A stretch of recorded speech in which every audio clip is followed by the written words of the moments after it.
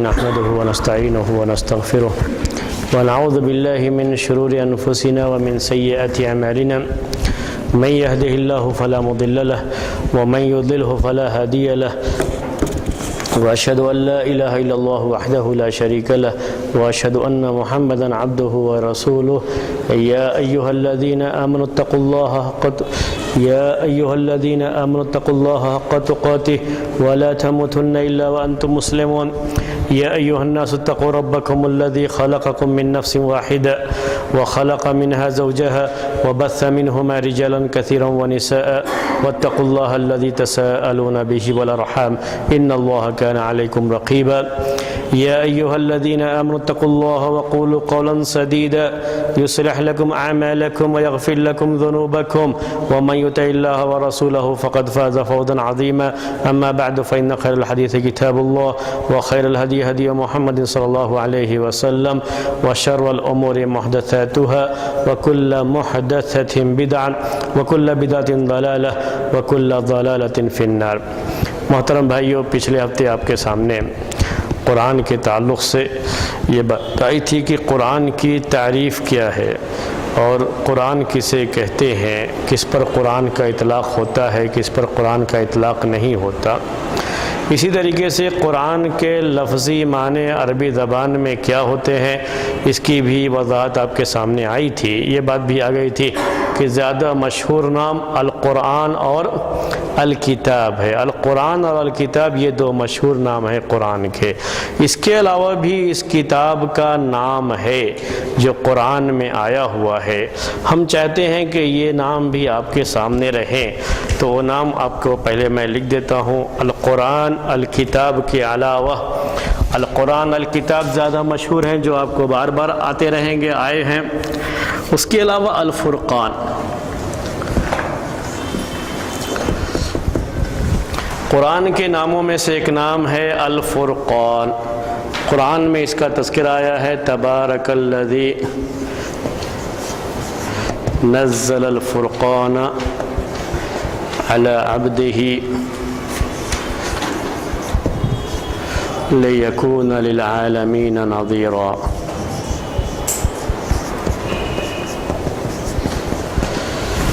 تبارک الذی نزل الفرقان علی عبدہ لیکون للعالمین نذیرا۔ سورہ فرقان میں ہی یہ آیت ہے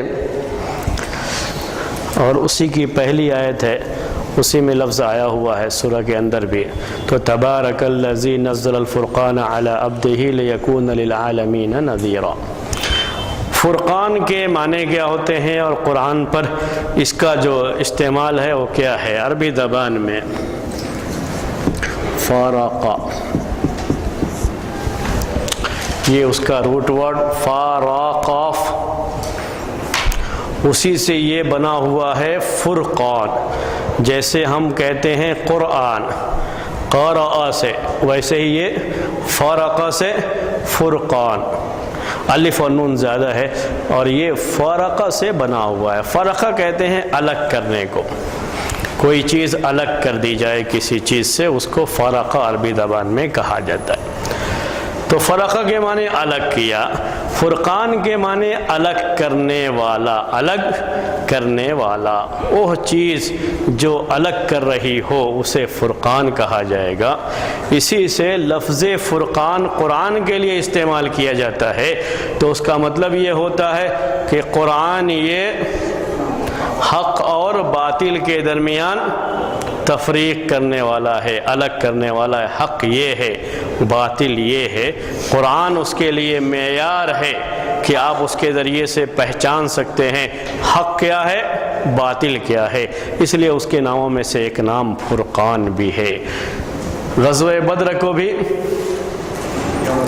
یوم الفرقان کہا گیا ہے، یعنی فرق کرنے والا دن۔ حق اور باطل کے درمیان فرق کرنے کے لیے ایک اہم لڑائی تھی، اس لیے اس کو یوم الفرقان کہا جاتا ہے۔ تو یہ ہے لفظ الفرقان۔ تبارک الذی نزل الفرقان علی عبدہ لیکون للعالمین نذیرا۔ قرآن کے ناموں میں سے ایک نام ہے الذکر۔ الذکر انا نحن نزلنا الذکر وَإِنَّا لَهُ لَحَافِظُونَ، ہم نے ہی ذکر کو نازل کیا ہے اور ہم ہی اس کی حفاظت کرنے والے ہیں۔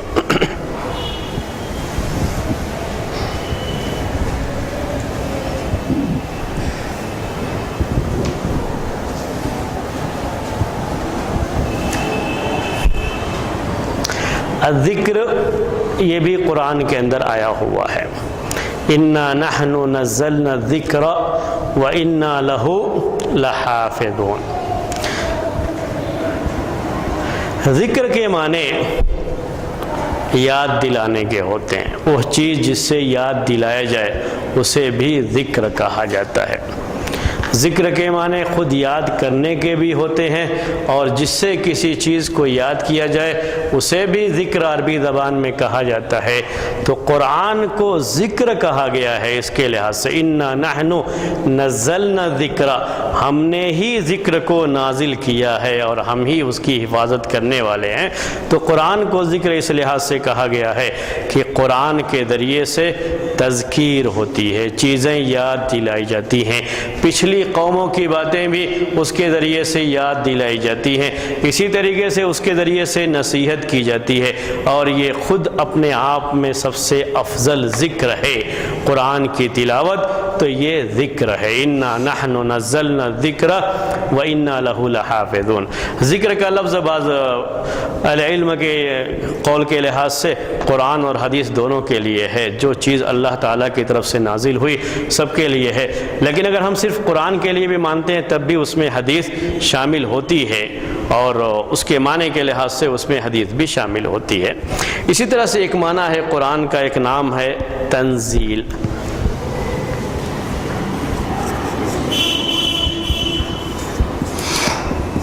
التنزیل قرآن میں آیا ہوا ہے تنزیل من رب العالمین۔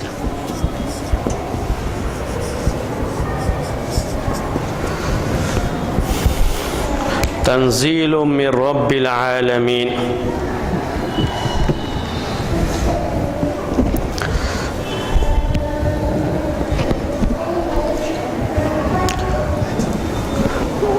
بلکہ میں آپ کو دوسری آیت لکھ دیتا ہوں۔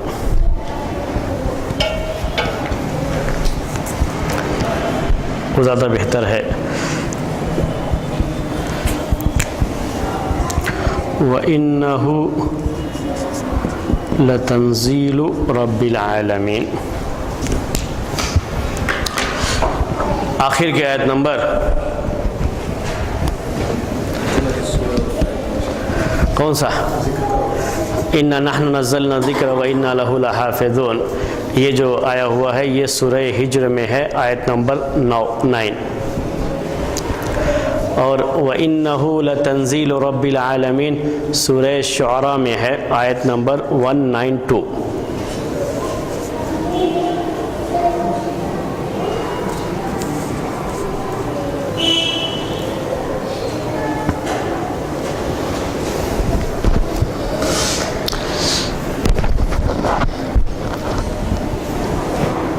یہ قرآن کے نام ہیں جو قرآن میں خود آئے ہوئے ہیں، قرآن ہی میں اس کا تذکرہ ہے۔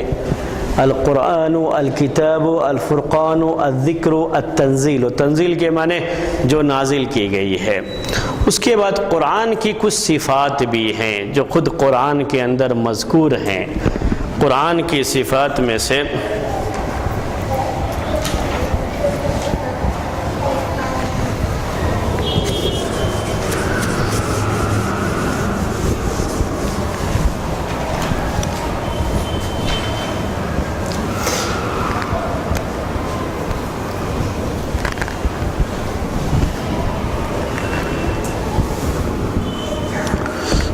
قرآن کو نور کہا گیا ہے۔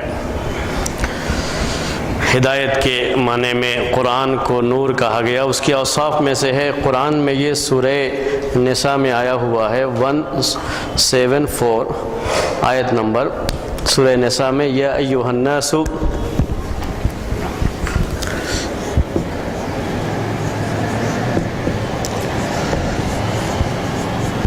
قد جاءکم برہان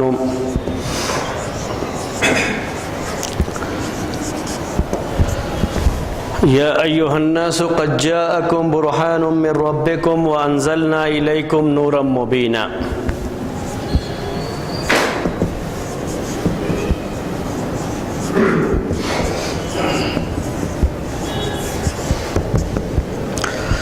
قرآن کو نور اس لیے کہا جاتا ہے کہ جیسے روشنی میں آدمی راستہ دیکھتا ہے، روشنی سے ہدایت ملتی ہے، راستہ معلوم ہوتا ہے، ویسے ہی قرآن بھی یہ کتاب ہدایت ہے، اس کے ذریعے سے راستہ ملتا ہے اللہ تبارک و تعالیٰ کی اطاعت کا۔ اللہ تبارک و تعالیٰ کو جو چیزیں خوش کرنے والی ہیں ان چیزوں کو جاننے کا راستہ ہمیں قرآن کے ذریعے سے ملتا ہے، اس لیے قرآن کو نور کہا گیا ہے۔ قرآن کی صفات میں سے ایک صفت ہے ہدی،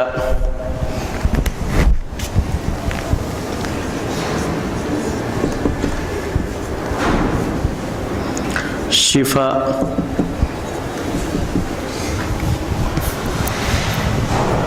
قرآن کو شفا بھی کہا گیا ہے، ہدی بھی کہا گیا ہے، رحمت بھی کہا گیا ہے، موعظہ بھی کہا گیا ہے۔ رحمت،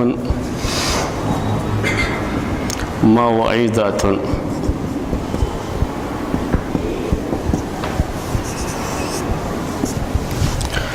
یہ چار صفات ہدی، شفا، رحمت، موعظت، یہ چاروں صفات ایک ہی جگہ پہ آئے ہوئے ہیں سورہ یونس میں۔ وہ آیت لکھ دیتے ہیں تو چاروں کے لیے ایک ہی آیت ہے، وہ آیت ہے یا ایھا الناس۔ سورہ یونس میں یہ آیت ہے یا ایھا الناس قد جاءکم موعظۃ من ربکم۔ یا ایھا الناس قد جاءکم موعظۃ من ربکم، قد جاءتکم موعظۃ من ربکم۔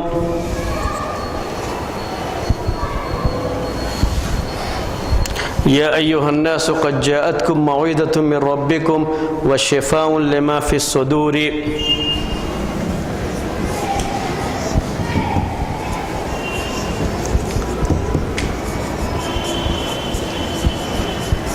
وہدی ورحمہ وشفاء لما فی الصدور وہدی ورحمۃ للمؤمنین۔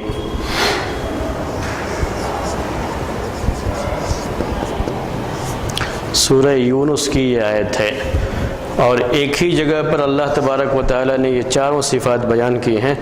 آیت نمبر ہے 57۔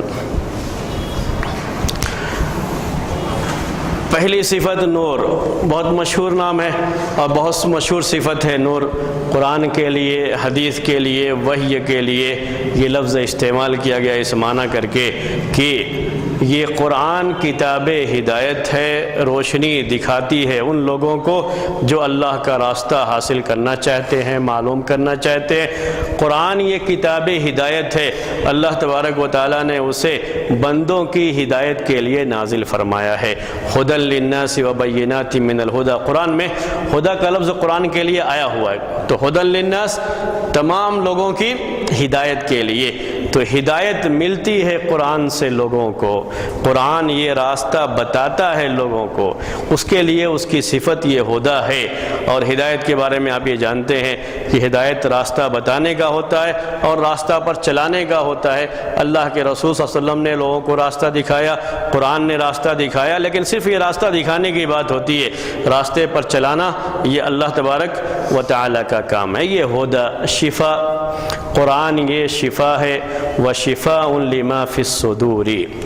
یہاں اس آیت کے اندر جو بیان کیا گیا ہے وہ جو سینوں میں ہے اس کے لیے قرآن شفا ہے، سینوں میں پائی جانے والی چیزوں کے لیے شفا۔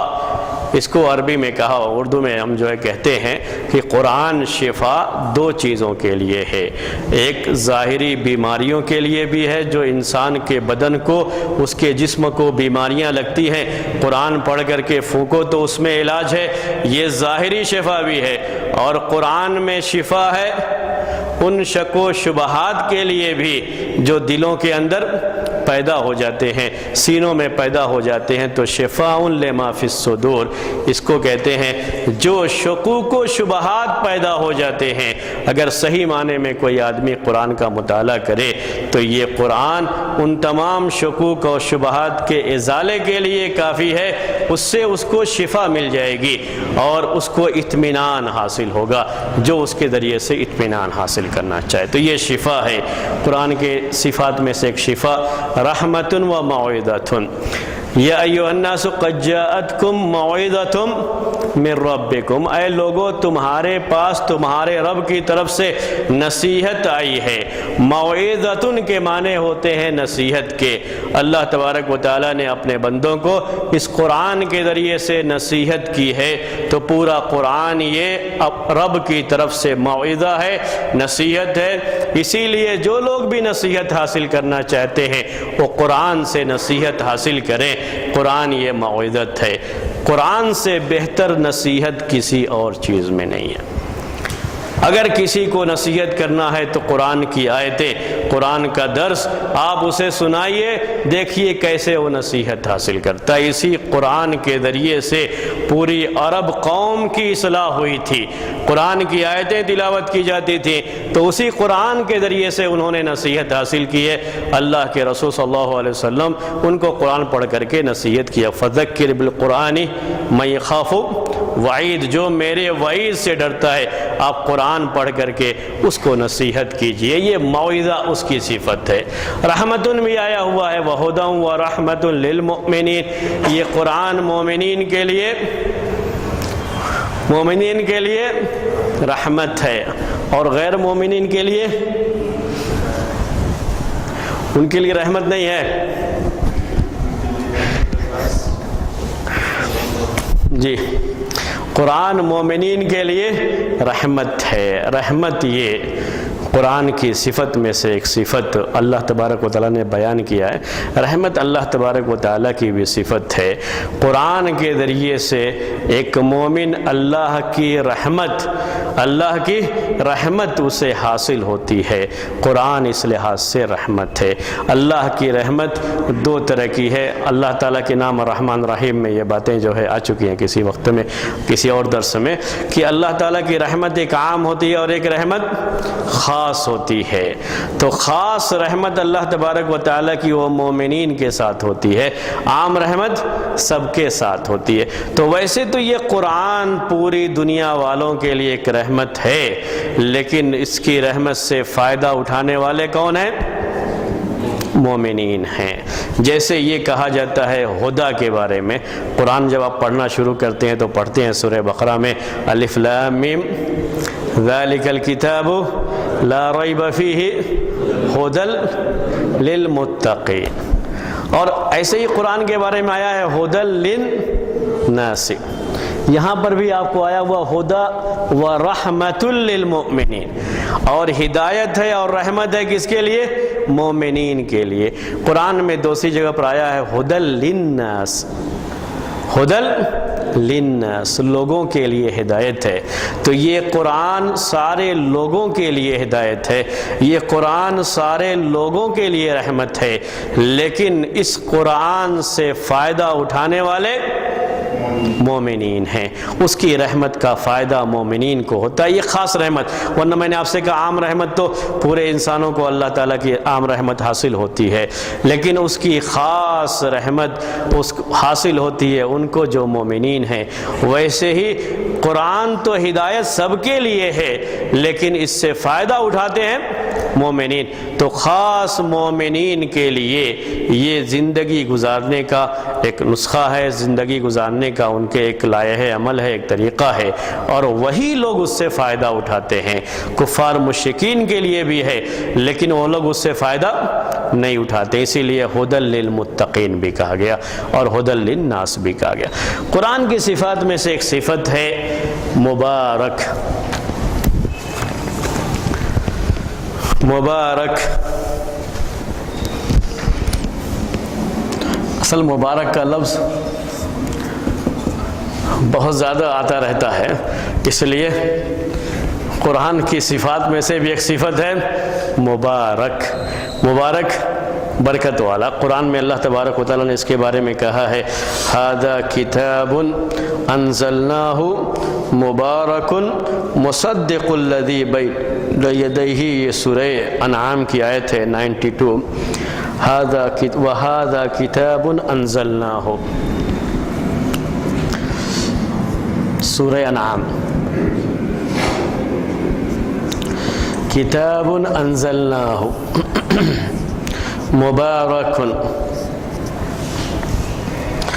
وَھَذَا کتاب انزلناہ مبارک مصدق الذی بین یدیہ۔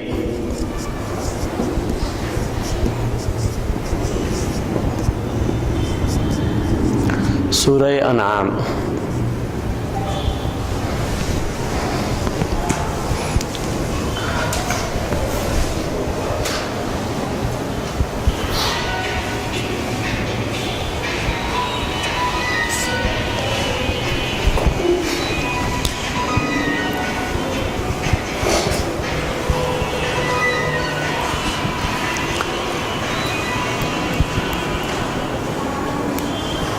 تو یہ سورہ انعام کی آیت ہے۔ اللہ تبارک و تعالیٰ نے ارشاد فرمایا وَھَذَا کِتَابٌ أَنزَلْنَاهُ مُبَارَكٌ، اور یہ کتاب ہے، ہم نے اس کو نازل کیا ہے، یہ کتاب مبارک کتاب ہے، یہ مبارک کتاب ہم نے اس کتاب کو نازل فرمایا ہے۔ وَمُصَدِّقُ الَّذِي بَيْنَ يَدَيْهِ، اور یہ کتاب تصدیق کرتی ہے اس کی جو کہ اس کے سامنے ہے۔ تو ھذا کتاب انزلناہ مبارک، یہ کتاب مبارک کتاب ہے، مبارک برکت والی، یہ کتاب برکت والی کتاب ہے۔ کتاب کے تعلق سے یہ بات جو آپ کے سامنے آئی، ہدایت ہے، رحمت ہے، موعظت ہے، یہ کتاب شفا ہے، نور ہے، مبارک بھی ہے، برکت والی کتاب ہے۔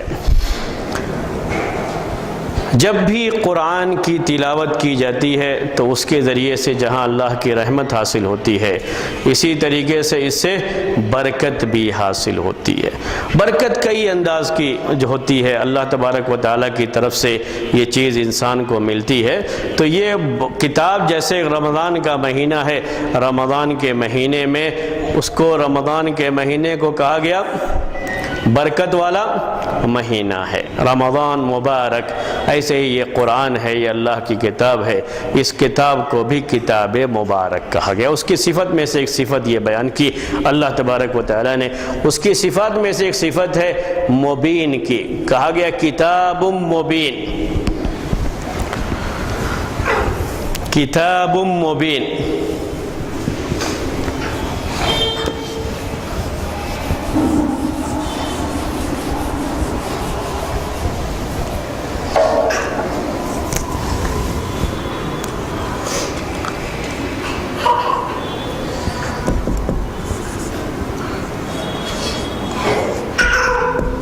مبین، کتاب مبین، کتاب مبین۔ مبین کا مطلب ہوتا ہے واضح کرنے والی، یہ واضح کرنے والی کتاب ہے، کلیئر کرنے والی کتاب ہے، کسی بھی ڈاؤٹ کو کلیئر کرنے والی۔ قد جاءکم من اللہ نور وکتاب مبین۔ تو کتاب مبین یہ لفظ یہ قرآن میں آیا ہوا ہے، سورہ مائدہ میں آیت نمبر 15 ہے، کتاب مبین، واضح کرنے والی کتاب، ایسی کتاب جس کے ذریعے سے ہر چیز کلیئر ہو جائے، واضح ہو جائے، اللہ تبارک و تعالیٰ کو کون سی چیزیں پسند ہیں، کون سی چیزیں ناپسند ہیں، یہ چیز واضح ہو جائے۔ تو ایسی واضح کرنے والی یہ کتاب ہے، اسے کتاب مبین بھی کہا جاتا ہے۔ کتاب مبین. اس کو بشرا بھی کہا جاتا ہے.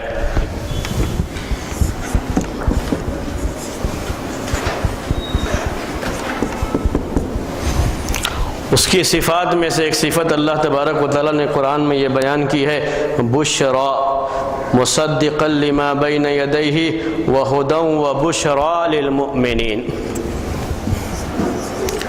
وہدی وبشرا للمؤمنین. یہ ہدایت ہے اور بشارت ہے مومنین کے لیے. یہ بھی قرآن کے بارے میں اللہ تبارک و تعالیٰ کا بیان ہے، اور یہ سورہ بقرہ میں ہے 97.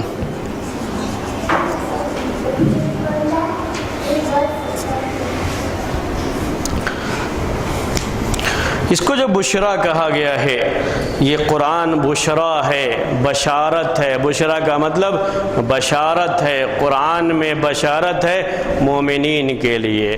قرآن یہ بشارت ہے ان لوگوں کے لیے جو اس پر ایمان رکھتے ہیں، اور اس میں بشارت ہے اللہ تبارک و تعالیٰ کی رحمت کی. اس میں بشارت ہے اللہ تبارک و تعالیٰ کی تائید اور اس کی مدد کرنے کی. اس میں بشارت ہے اللہ تبارک و تعالیٰ کے طرف سے مومنین کے لیے جو اللہ تعالیٰ نے ایسی جنت تیار کی ہے جس کو کبھی کسی آنکھ نے دیکھا نہیں، کسی کان نے سنا نہیں، اور کبھی کسی کے وہم و گمان میں بھی، خیال میں بھی وہ چیز نہیں آئی. تو یہ بشرا ہے، اس میں بشارت ہے. تو قرآن کی ایک صفت بشرا بھی ہے. قرآن کی ایک صفت ہے مجید، بل ہوا قرآن مجید.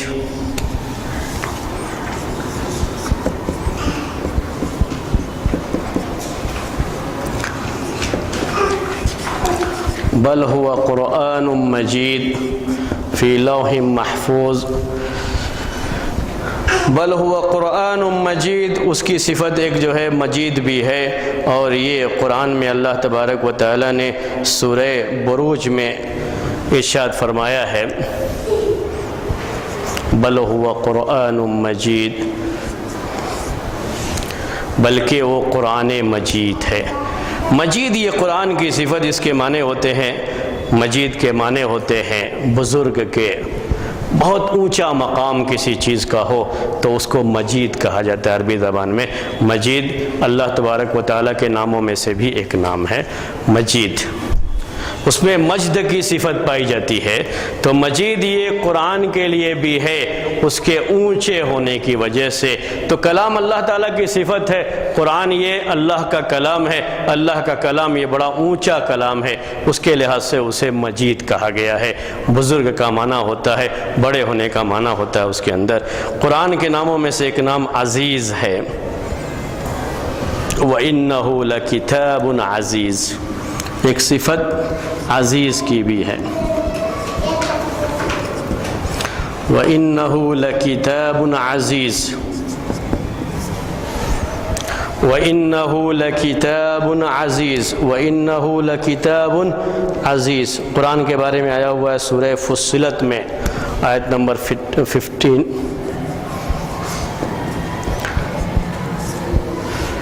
وہ کتاب عزیز ہے، کتاب عزیز ہے، کتاب عزیز. عزیز بھی قرآن کی صفت ہے، کتاب کی صفت ہے. عزیز میں عزت کا معنی پایا جاتا ہے، عزت کی صفت پائی جاتی ہے.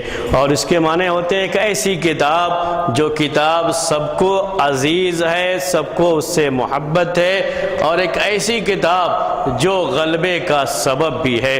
اس کتاب کے ذریعے سے غلبہ حاصل ہوتا ہے.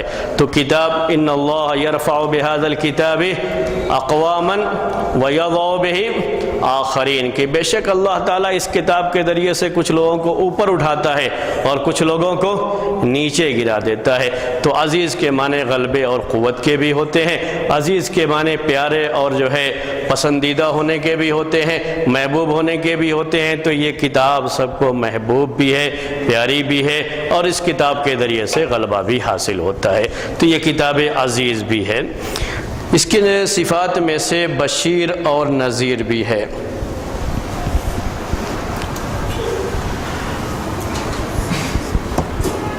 بشیر اور نذیر ایک ساتھ لکھ دیتے ہیں. بشیر نذیر اللہ کے رسول صلی اللہ علیہ وسلم کے لیے بھی استعمال کیا گیا ہے، قرآن کے لیے بھی استعمال کیا گیا ہے۔ بشیر نذیر قرآن میں ایک ہی جگہ پر دونوں آیا ہوا ہے۔ کتاب فصلت آیاتہ قرآنا عربیا لقوم یعلمون بشیرا ونذیرا، بشیرا ونذیرا یہ بھی سورہ فصلت میں آیا ہوا ہے۔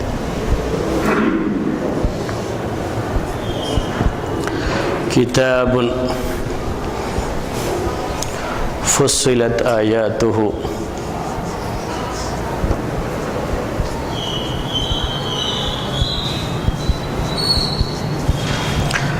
فصلت آیاتہ عربیا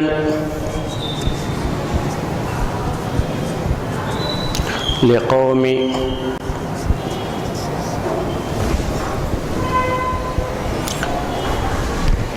یعلمون بشیرا ونذیرا۔ سورہ فصلت میں یہ بھی آیا ہوا ہے۔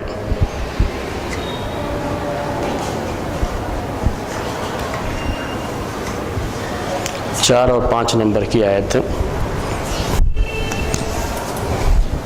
یا 3 اور 4 آیت، آیت نمبر 3 اور 4۔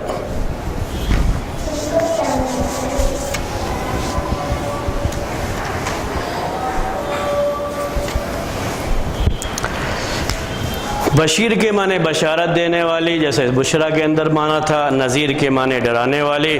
یہ قرآن اس میں بشارت بھی ہے اور قرآن میں انذار بھی ہے، قرآن سے ڈرایا بھی گیا ہے ان قوموں کو جو اللہ کو جھٹلاتے ہیں، جو اللہ کے کلام کو جھٹلاتے ہیں، جو یوم آخرت کو جھٹلاتے ہیں، ان سب کے لیے اس میں انذار بھی ہے۔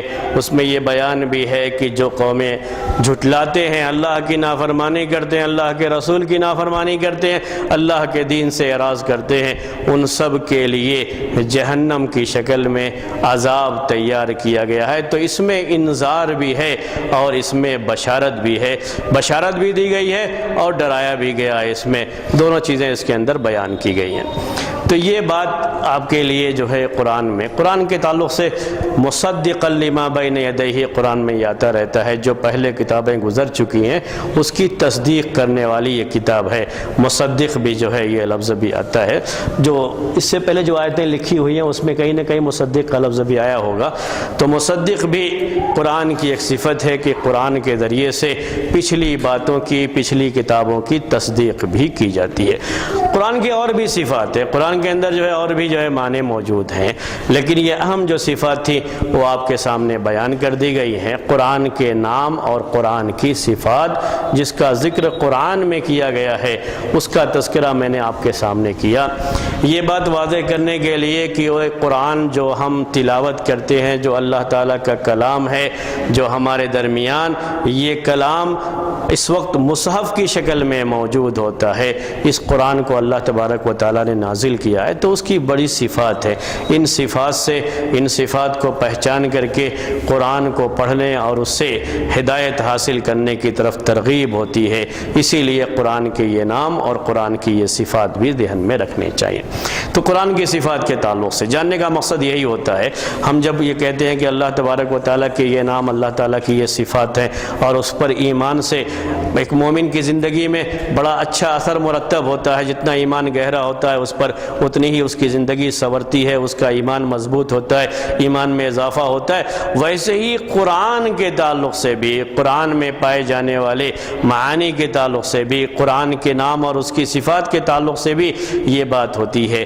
جتنا زیادہ ہم اس کے بارے میں علم رکھتے ہیں اتنا ہی دل میں اس کے تعلق سے رغبت پیدا ہوتی ہے، خواہش پیدا ہوتی ہے، اور اس کو اپنی زندگی میں لانے، اپلائی کرنے، اس پر عمل کرنے کے تعلق سے انسان کے اندر جذبہ ابھرتا ہے، اسی کے لیے یہ چیز پیش کی جاتی ہے۔ اب یہ بات امام ابن قیم رحمۃ اللہ نے لکھا ہے کہ قرآن کے تعلق سے کہ قرآن کے ناموں میں سے ایک نام جو ہے شفا بھی ہے۔ اگر کوئی شخص قرآن کے شفا ہونے کو یا کبھی بیماری کے وقت میں قرآن کی آیتیں پڑھ کر کے پھونکنے کو صحیح نہیں سمجھتا ہے یا اس سے اعراض کرتا ہے، تو یہ بھی قرآن کے چھوڑ دینے کے قرآن کے چھوڑنے کی جو بہت شکلیں ہیں، تو قرآن کے چھوڑ دینے کی ایک شکل یہ بھی ہے کہ آدمی قرآن کو شفا کے طور پر استعمال نہ کرے۔ آخر کی جو صورتیں ہیں سورہ فاتحہ خاص طریقے سے شفا کے لیے، کسی بھی بیمار کو پڑھ کے پھونکنے کے لیے، تو یہ نام اسی لیے ہوتے ہیں کہ ہم یہ سمجھیں کہ یہ قرآن کی صفات ہیں، یہ قرآن کے نام ہیں، اور اس کے ذریعے سے ہم کو زندگی میں کیا چیزیں ہماری آتی ہیں، ہماری زندگی میں اس کا کیا اثر ہونا چاہیے، وہ ساری چیزیں ہمارے سامنے رہنی چاہیے۔ قرآن کے بارے میں یہ بات کہ قرآن یہ اللہ تبارک و تعالیٰ کا کلام، ہماری ہدایت کے لیے اللہ تبارک و تعالیٰ نے اس قرآن کو نازل فرمایا۔ قرآن کی تعریف آپ کے سامنے آئی، قرآن کے نام آئے، اور قرآن کی صفات آپ کے سامنے جو ہے بیان کی گئی ہیں۔ اس کے بعد قرآن کے تعلق سے اور جو باتیں انشاءاللہ آئندہ درس میں آپ کے سامنے آئیں گی۔ علوم قرآن کے تعلق سے یہ بحث آپ کے سامنے جو ہے چلتی رہے گی، لیکن اسے پہ اب آج جو ہے ہم آپ کے سامنے تھوڑا وقت دے کر کے ہم چاہتے ہیں کہ تقدیر کا وہ مسئلہ جو ہم نے پچھلے ہفتے آپ کے سامنے بیان کیا تھا، اس مسئلے کو آپ کو پورے طریقے سے، اس کے لیے جو بھی آپ کے ذہن میں سوال ہے وہ سوال بھی آپ کر سکتے ہیں، اس کے لیے ہم تھوڑا وقت آپ کو دے رہے ہیں۔ اور جو باتیں ابھی اور بیان کرنی چاہیے تقدیر کے تعلق سے، کچھ چیزیں میں اپنی طرف سے پہلے بیان کر دیتا ہوں آپ کو، وہ چیزیں آپ کے سامنے آ جائیں گی، تو ہو سکتا ہے کہ بہت سارے سوال جو ہے آپ کے جو ہے اس میں نہ آئیں۔ جیسے تقدیر کے بارے میں ہم نے آپ سے یہ بات کہی کہ تقدیر کے یہ 4 مرتبے، پہلا مرتبہ علم ہے، دوسرا